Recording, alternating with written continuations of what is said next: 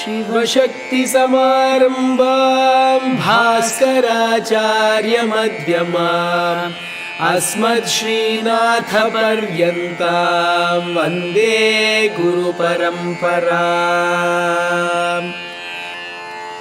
श्रीनाथादिगुरुत्रयं गणपतिं पीठत्रयं भैरवं सिद्धौघं वटुकत्रयं पदयुगं दूतीक्रमं मण्डलं वीरान्यष्टचतुष्कषष्ठिनवकं वीरावली पञ्चकं श्रीमन्मालिनी मन्त्रराजसहितं वन्दे गुरोर्मण्डलम्। श्रीविमर्शानन्दनाथं सत्याम्बासहितं गुरुं हृत्पद्मकर्णिका मध्ये भावयेत् सर्वसिद्धये। श्रीभासुरानन्दनाथाय नमः। श्रीभास्करराय गुरुमण्डलाय नमः। श्रुतिस्मृतिपुराणानामालयं करुणालयं Namami भगवत्पादशङ्करं लोकशङ्करम्।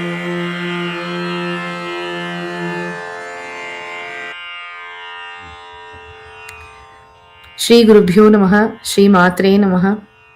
Namaste. Welcome to today's session on Soundaryalahari Sadhana. Today we will learn the 55th and the 56th shloka of Soundaryalahari. We will first learn how to chant. nimeṣonmeṣābhyāṃ nimeṣonmeṣābhyāṃ nimeṣonmeṣābhyāṃ pralayamudayam yāti jagatī pralayamudayam yāti jagatī pralayamudayam yāti jagatī nimeṣonmeṣābhyāṃ pralayamudayam yāti jagatī nimeṣonmeṣābhyāṃ pralayamudayam yāti jagatī nimeṣonmeṣābhyāṃ pralayamudayam yāti jagatī tavetyāhuḥ santo tavetyāhuḥ santo tavetyāhuḥ santo dharaṇidhararājanyatanaye dharaṇidhararājanyatanaye dharaṇidhararājanyatanaye tavetyāhuḥ santo dharaṇidhararājanyatanaye tavetyāhuḥ santo dharaṇidhararājanyatanaye tavetyāhuḥ santo dharaṇidhararājanyatanaye tvadunmeṣājjātaṃ tvadunmeṣājjātaṃ tvadunmeṣājjātaṃ jagadidamaśeṣaṃ pralayataḥ jagadidamaśeṣaṃ pralayataḥ jagadidamaśeṣaṃ pralayataḥ tvadunmeṣājjātaṃ jagadidamaśeṣaṃ pralayataḥ tvadunmeṣājjātaṃ jagadidamaśeṣaṃ pralayataḥ tvadunmeṣājjātaṃ jagadidamaśeṣaṃ pralayataḥ paritrātuṃ śaṅke paritrātuṃ śaṅke paritrātuṃ śaṅke parihṛtanimeṣāstava dṛśaḥ parihṛtanimeṣāstava dṛśaḥ parihṛtanimeṣāstava dṛśaḥ paritrātuṃ śaṅke parihṛtanimeṣāstava dṛśaḥ paritrātuṃ śaṅke parihṛtanimeṣāstava dṛśaḥ paritrātuṃ śaṅke parihṛtanimeṣāstava dṛśaḥ. We will recite all the 4 lines together. nimeṣonmeṣābhyāṃ pralayamudayam yāti jagatī tavetyāhuḥ santo dharaṇidhararājanyatanaye tvadunmeṣājjātaṃ jagadidamaśeṣaṃ pralayataḥ paritrātuṃ śaṅke parihṛtanimeṣāstava dṛśaḥ. Once again. nimeṣonmeṣābhyāṃ pralayamudayam yāti jagatī tavetyāhuḥ santo dharaṇidhararājanyatanaye tvadunmeṣājjātaṃ jagadidamaśeṣaṃ pralayataḥ परित्रातुं śaṅke parihṛtanimeṣāstava dṛśaḥ. We just learned how to chant the 55th shloka. We will now learn the musical rendition in Ananda Bhairavi Ragam.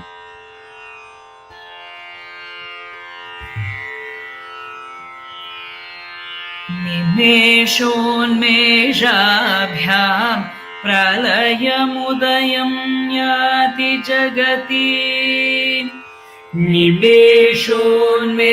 निमेषोन्मेषाभ्याम् प्रलयमुदयं याति जगति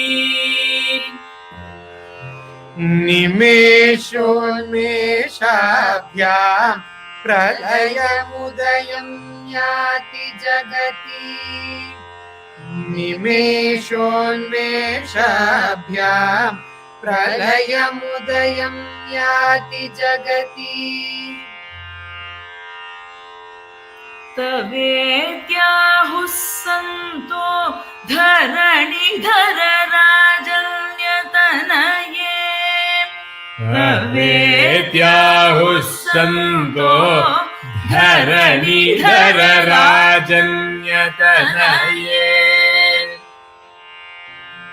तवेत्याहुः सन्तो धरणिधरराजन्यतनये तवेत्याहुः सन्तो धरणिधरराजन्यतनये निमेषोन्मेषाभ्याम् प्रलयमुदयं याति जगति तवेत्याहुः सन्तो धरणिधरराजन्यतनये निमेषोन्मेषाभ्याम् प्रलयमुदयं याति जगति तवेत्याहुः सन्तो धरणिधरराजन्यतनये निमेषोन्मेषाभ्याम् प्रलयमुदयं याति जगति तवेत्याहुः सन्तो धरणिधरराजन्यतनये निमेषोन्मेषाभ्याम् प्रलयमुदयं याति जगति तवेत्याहुः सन्तो धरणिधरराजन्यतनये त्वदुन्मेषाज्जातं जगदिदमशेषं प्रलयतः त्वदुन्मेषाज्जातं जगदिदमशेषं प्रलयतः त्वदुन्मेषाज्जातं जगदिदमशेषं प्रलयतः त्वदुन्मेषाज्जातं जगदिदमशेषं प्रलयतः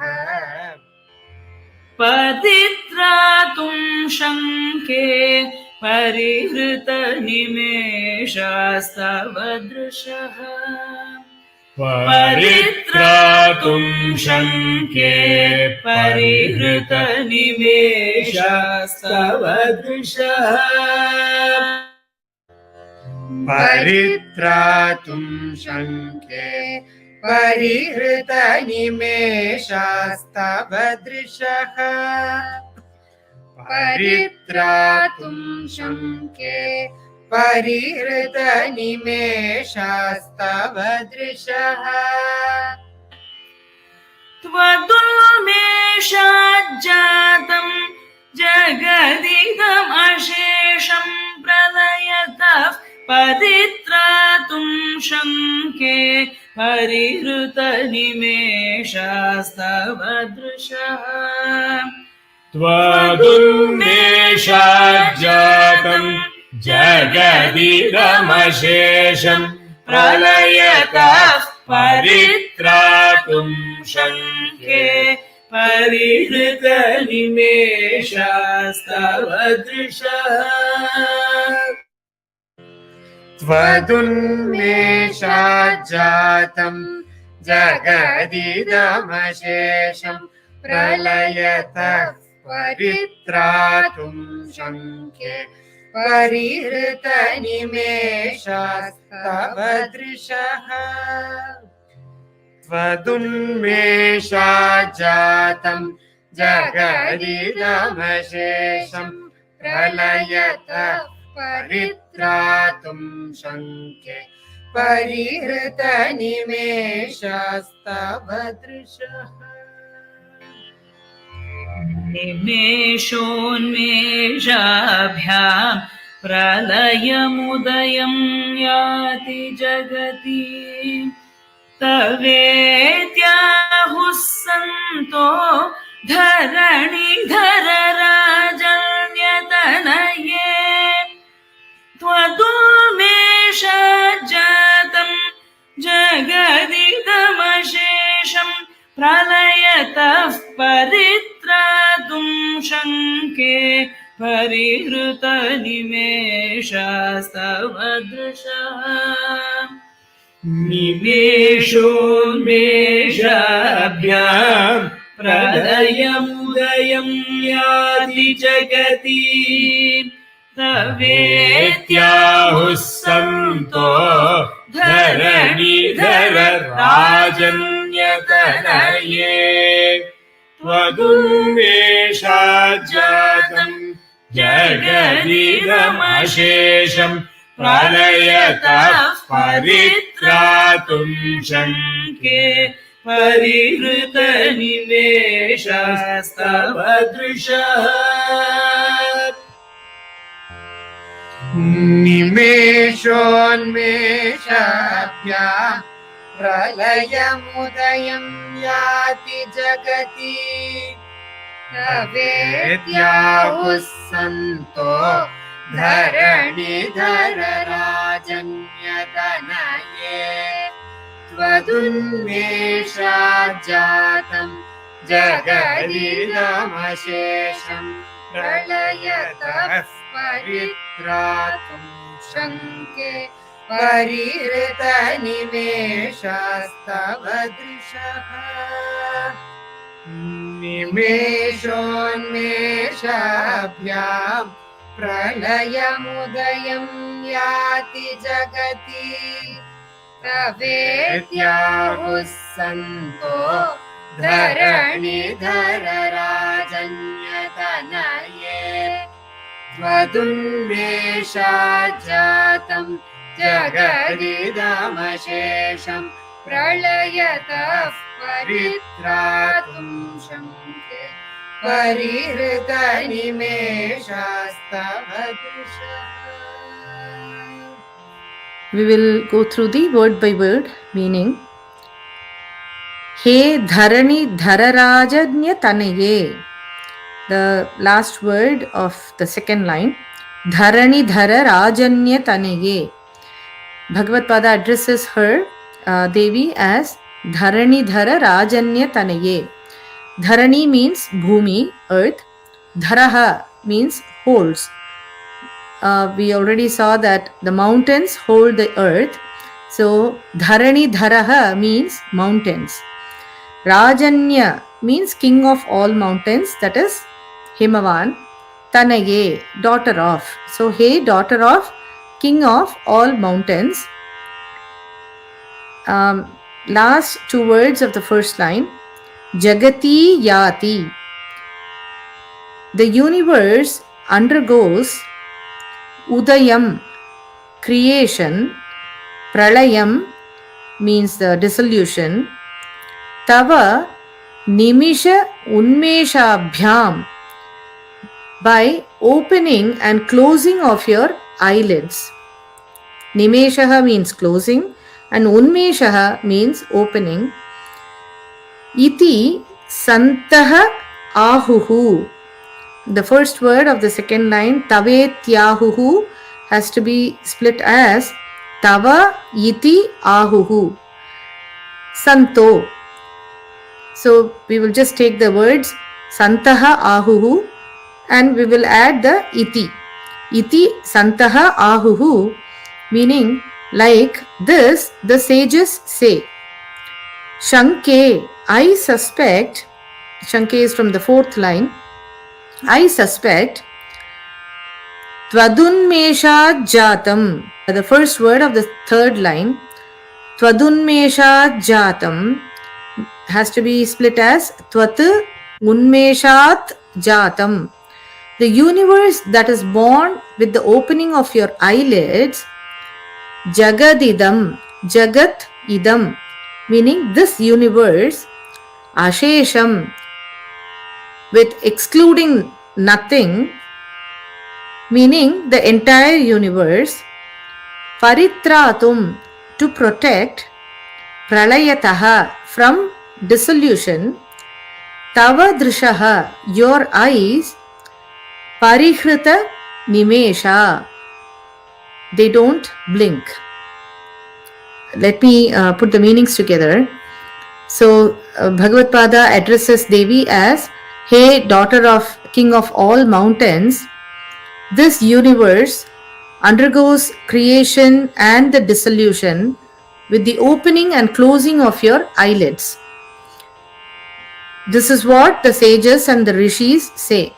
But I suspect, just to protect this universe from dissolution, your eyes do not blink at all.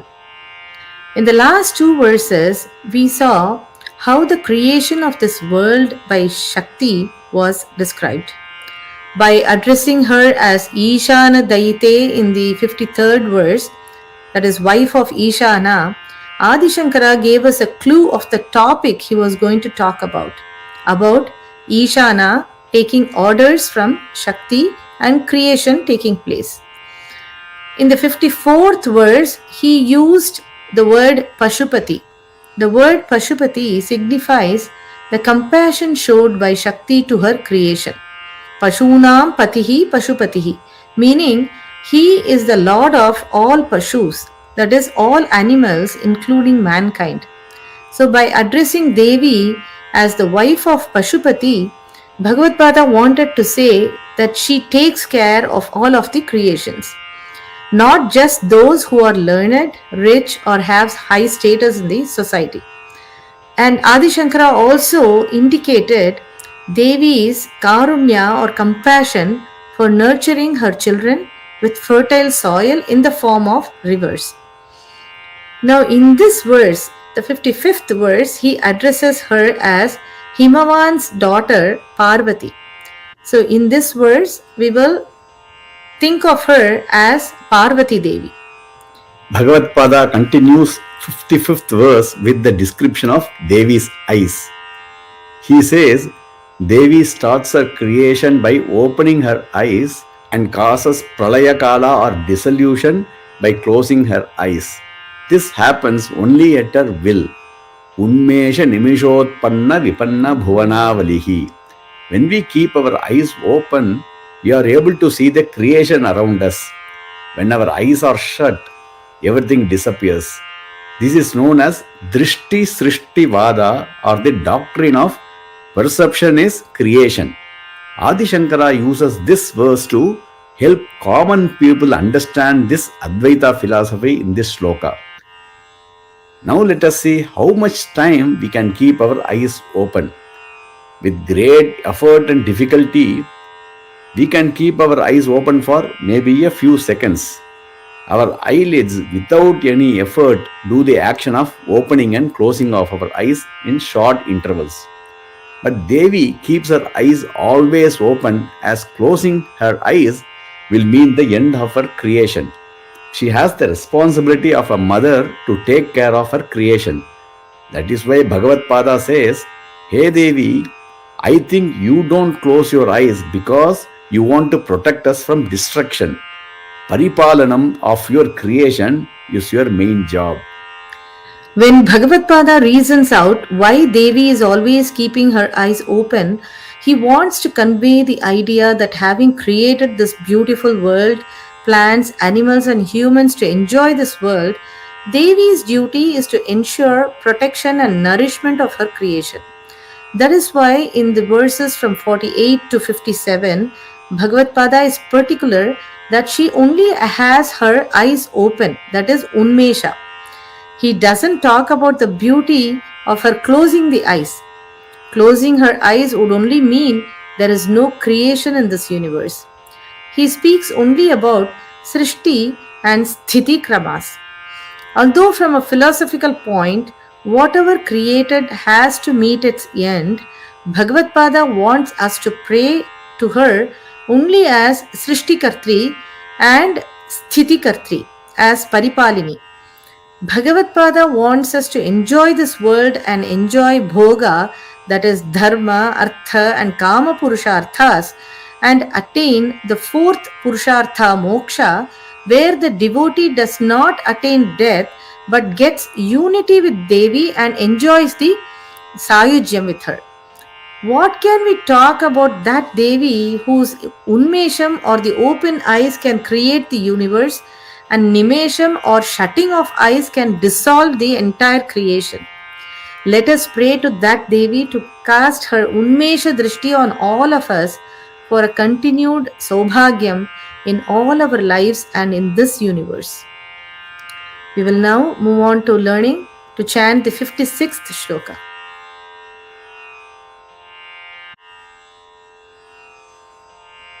tavāparṇe karṇe tavāparṇe karṇe tavāparṇe karṇe japanayanapaishunyacakitā japanayanapaishunyacakitā japanayanapaishunyacakitā tavāparṇe karṇe japanayanapaishunyacakitā tavāparṇe karṇe japanayanapaishunyacakitā tavāparṇe karṇe japanayanapaishunyacakitā nilīyante toye nilīyante toye nilīyante toye niyatamanimeṣāḥ śapharikāḥ niyatamanimeṣāḥ śapharikāḥ niyatamanimeṣāḥ śapharikāḥ nilīyante toye niyatamanimeṣāḥ śapharikāḥ nilīyante toye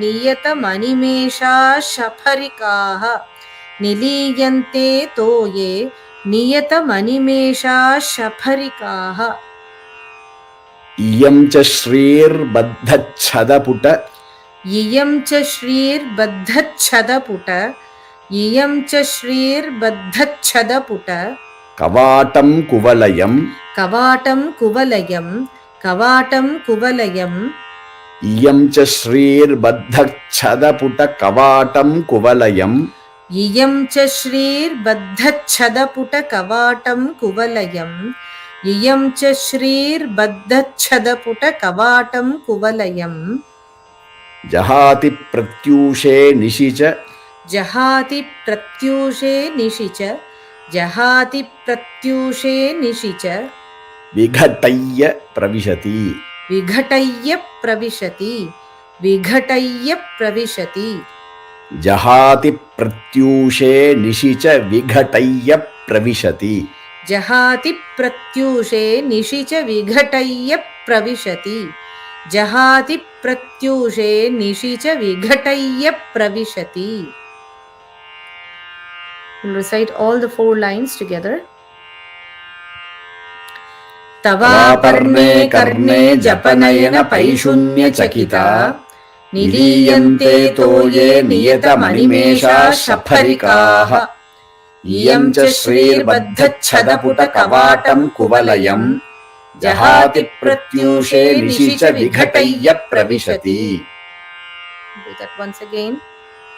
tavāparṇe karṇe japanayanapaishunyacakitā nilīyante toye niyatamanimeṣāḥ śapharikāḥ iyaṃ ca śrīrbaddhacchadapuṭa kavāṭaṃ kuvalayaṃ jahāti pratyūṣe niṣica vighatayyā pravishati. We just learned how to chant the 56th shloka. We will now learn the musical rendition from Priya Paramesh, Mahinta and Karthik in Ananda Bhairavi Ragam.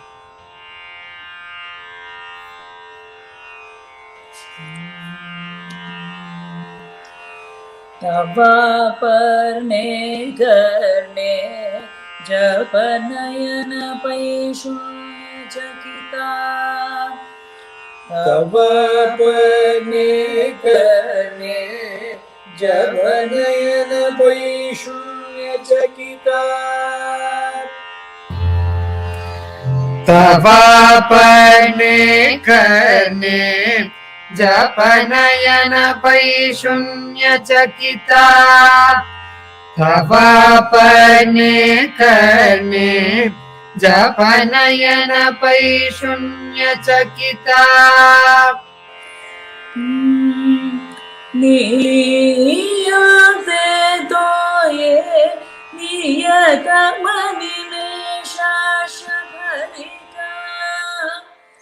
nilīyante toye niyatamanimeṣāṣ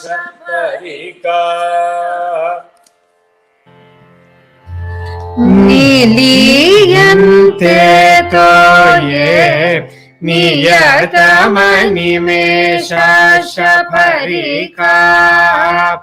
nilīyante toye niyatamanimeṣāṣ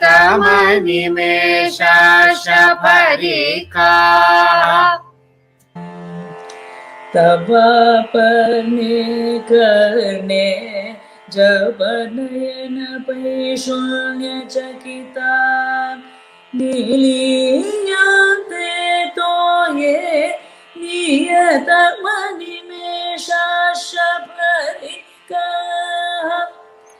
तवापर्णे कर्णे जपनयनपैशुन्यचकिता nilīyante toye niyatamanimeṣāṣ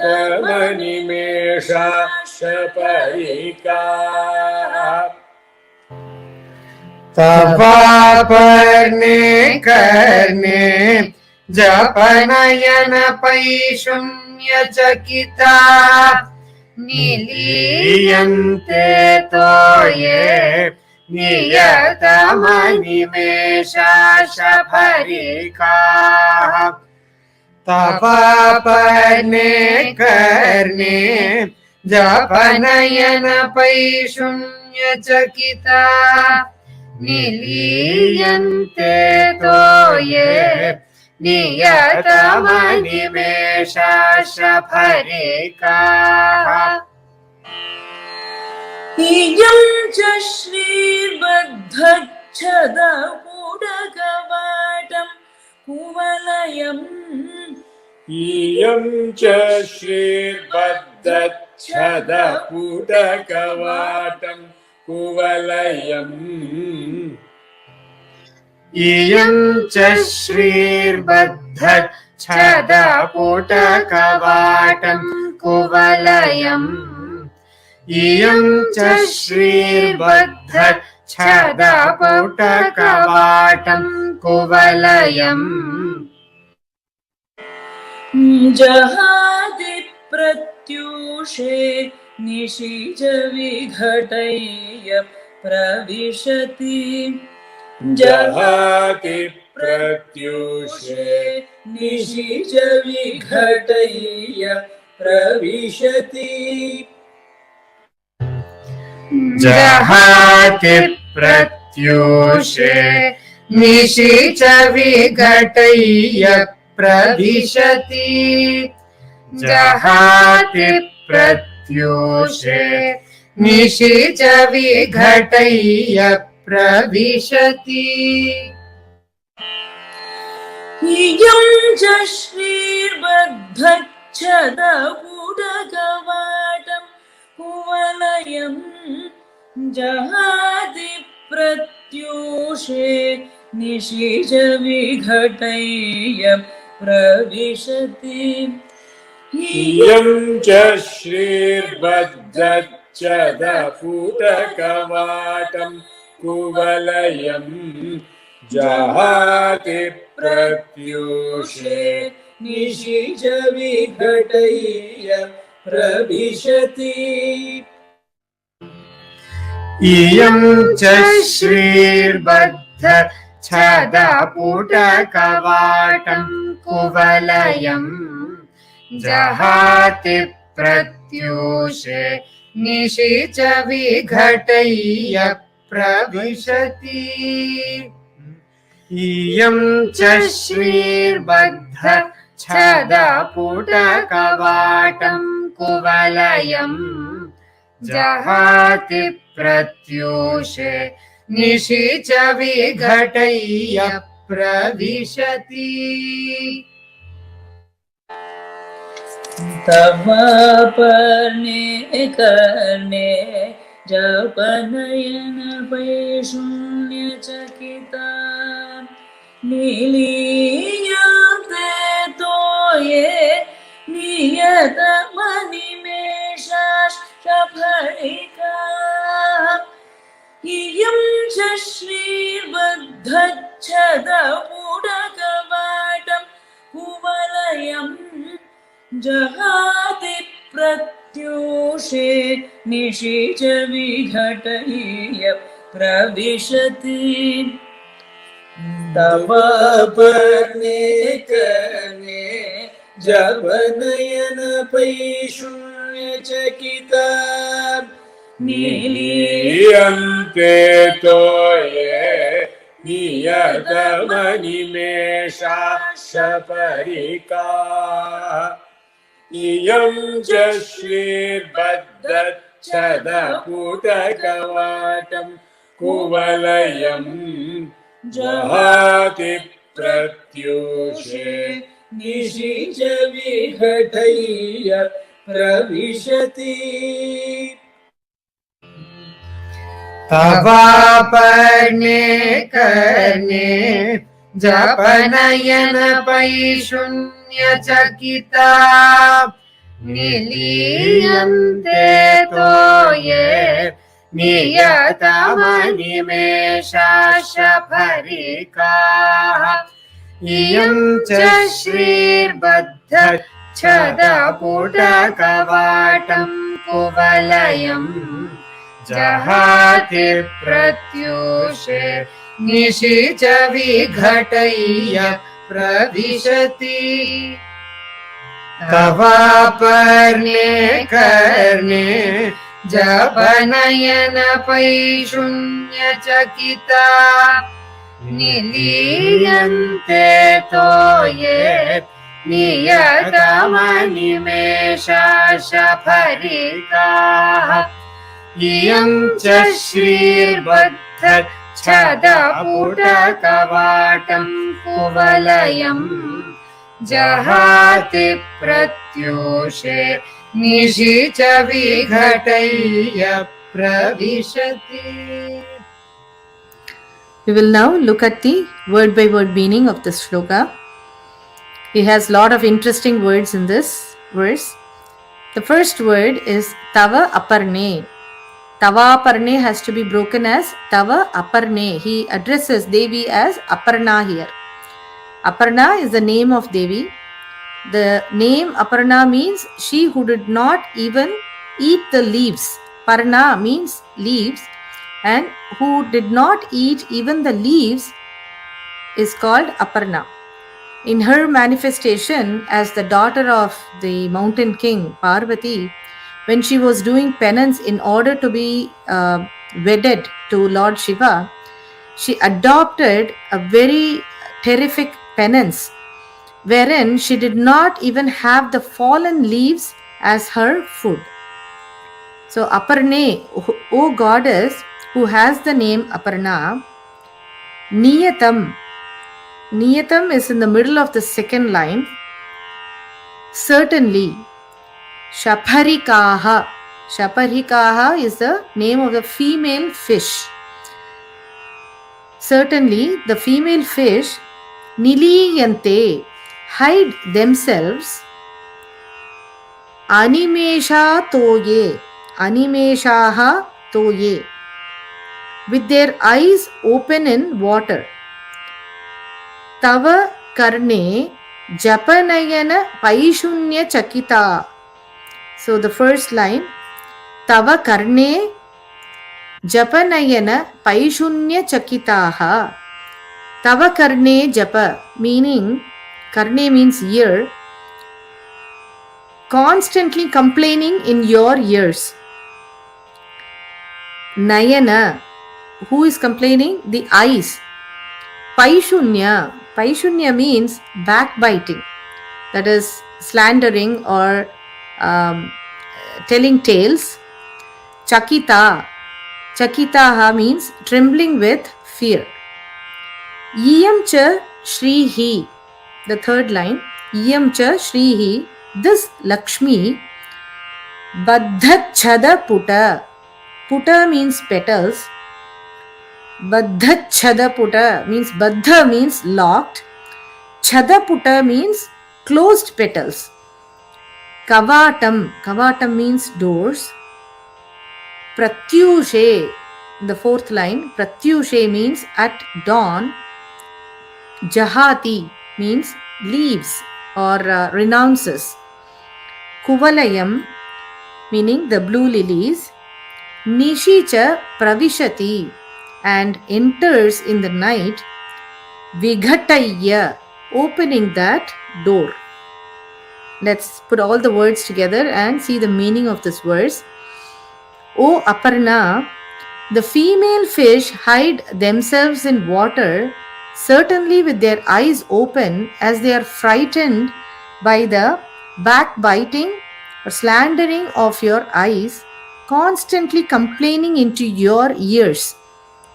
Shri, the goddess of beauty, also abandons the closed petals of the kuvalaya or the blue lilies during the day and returns only at night to the blossomed lily. Beautiful eyes are compared with blue lilies and fish by poets. In this verse, Bhagavad Pada says, Devi's eyes are more beautiful than even the most beautiful fish and blue lilies. He addresses Devi as He Aparne. Aparna is an important nama of Devi. In Lalita Sahasranama, we have Aparnayai Namaha. The name Aparna has two meanings. When Devi was doing penance, she was fasting for many days and she was not even eating the fallen leaves.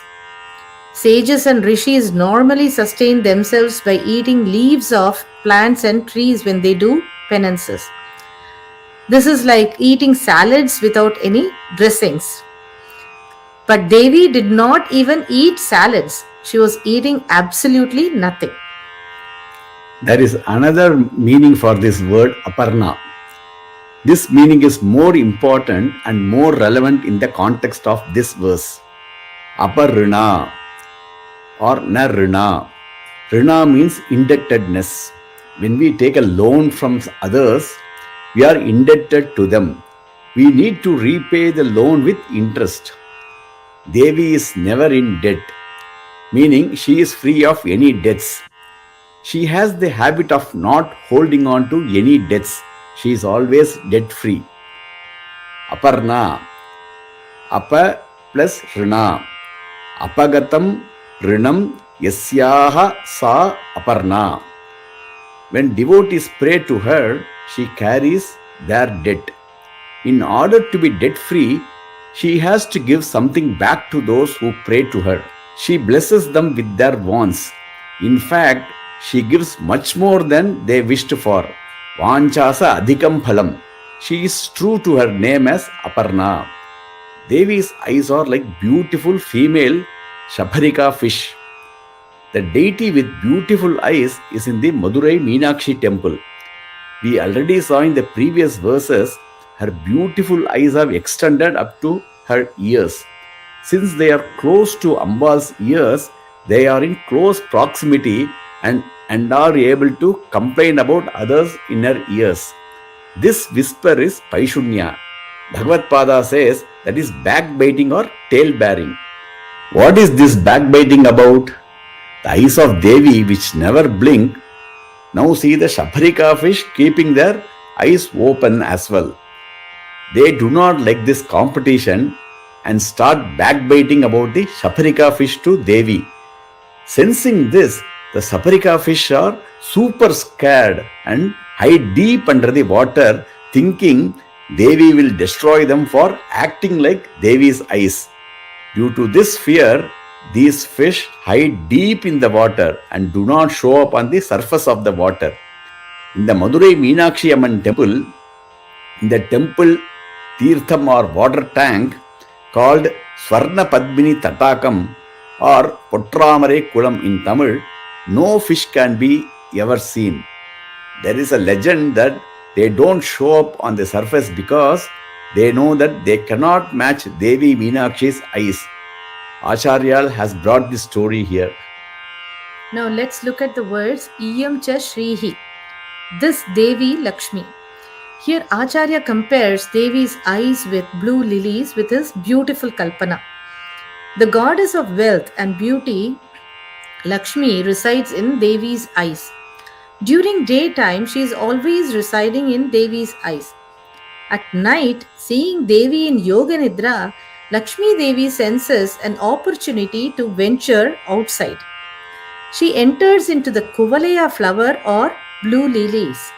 This makes the kuvalaya flower bloom and shine as goddess of beauty Lakshmi is residing. Just before sunrise, Lakshmi closes the buds of kuvalaya flower and locks it just like how we lock our houses, and stealthily returns to her original abode residing in Devi's eyes. Although goddess Lakshmi does this act in a way that can hide her secret exit from Devi's eyes and residing in the kuvalaya flower in the night, and comes back to Devi's eyes when Devi comes out of Yoga Nidra during sunrise, Lakshmi gets scared because she thinks the eyes which are very close to Devi's ears, who see all this, will gossip and in their backbiting tell the secret to Devi. In the 53rd verse, the 13th Nitya's mantra, that is the mantra of Sarvamangala Nitya, is hidden. In the 54th verse, the 14th Nitya or Jwala Madhini Nitya's mantra is hidden. And in this 56th verse, the 15th Nitya, Chitra Nitya mantra is hidden. So we just saw Acharya's beautiful imagination about comparing Devi's eyes with the fish and the kuvalayas, the lilies, and the stories that he brings about has so much meaning as well as leave us all amazed. As we study the verses, we now and then pause for a moment to enjoy the choice of words he makes. With this, we conclude today's session. Please join us tomorrow. Namaste, Shri Gurubhyo Namaha, Shri Matre Namaha. Shri Gurubhyo Namaha, Shri Matre Namaha. शिवे शिवसुशीतलामृततरङ्गगन्धोल्लसन् नवावरणदेवते नवनवामृतस्यन्दी गुरुक्रमपुरस्कृते गुणशरीरनित्योज्ज्वले षडङ्गपरिवारिते कालितयेष पुष्पाञ्जलिः कालितयेष पुष्पाञ्जलिः